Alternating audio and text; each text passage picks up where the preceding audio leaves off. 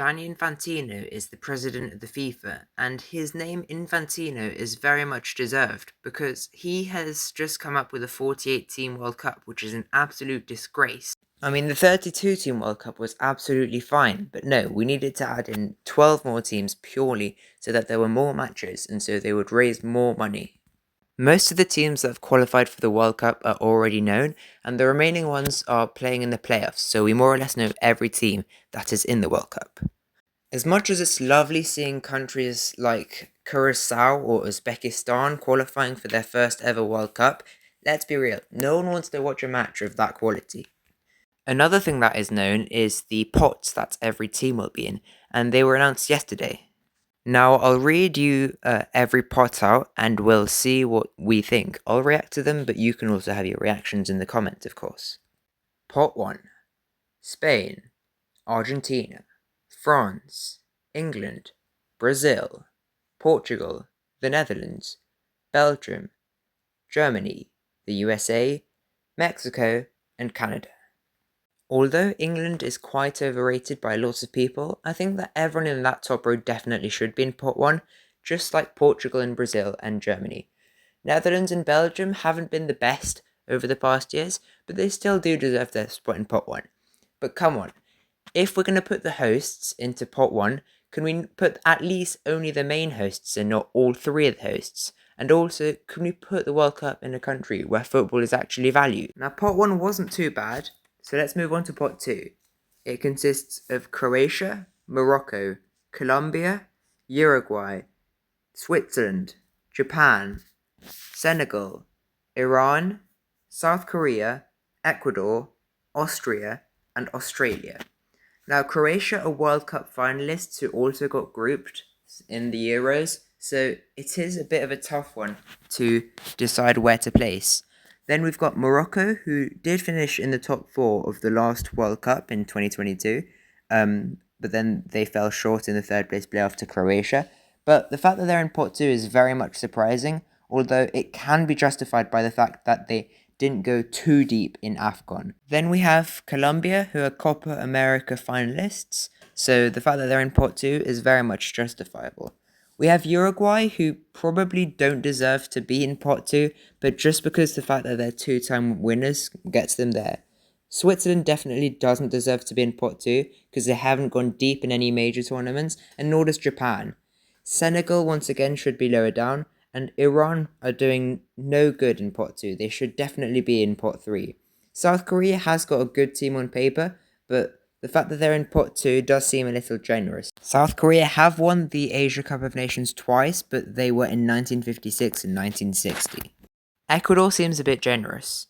Austria 100% deserve to be there. And then Australia was so good that they got moved out of the Oceanian Confederation and moved to the Asian one. So them being in pot 2 does seem to be justifiable. I'll read out to you pot 3 now. Norway, Panama, Egypt, Algeria, Scotland, Paraguay, Tunisia, Ivory Coast, Uzbekistan, Qatar, Saudi Arabia, and South Africa. Now, Haaland and Odegaard have taken Norway to their first ever World Cup since 1998, but then it is their first World Cup since 1998. So is it fair? Probably not. Panama being in pot 3 I think is fair. Qatar as well, and Algeria. Then Scotland, they haven't gone to the World Cup since 1998 as well. So is it fair to be in pot 3? Maybe not.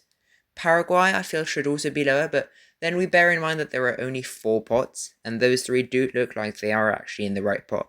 Tunisia being in pot 3 looks right afterwards. Ivory Coast as well.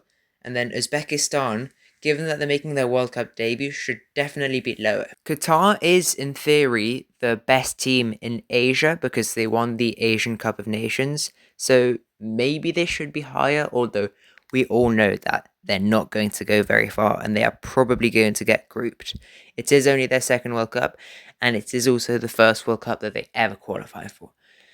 Then we have Saudi Arabia. Well, the Saudi players in the Saudi Pro League aren't very exciting or have flashy skills, or you know what I mean.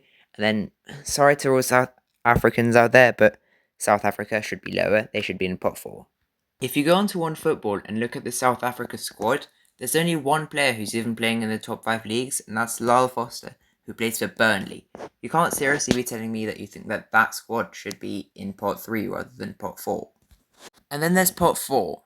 Pot 4 consists of Jordan, Cape Verde, Haiti, Curacao, Ghana, New Zealand, 4 European playoff spots, and 2 continental playoff spots. Now, personally, I think that because the European system, like European countries, are so good, I feel like they should have at least 1 or 2 playoff spots that go into pot 3. But then again, they didn't qualify directly like they should have, so putting them into pot 4 does seem like a fair punishment, if you see what I mean. Then we have the 5 nations. We have Jordan, who should be in pot 4. We have Cape Verde, who, once again, should be in pot 4. I mean, they did have a pretty satisfying and inspiring run to the World Cup, but if it weren't for the fact that it were a 48-team World Cup, they probably wouldn't be in it.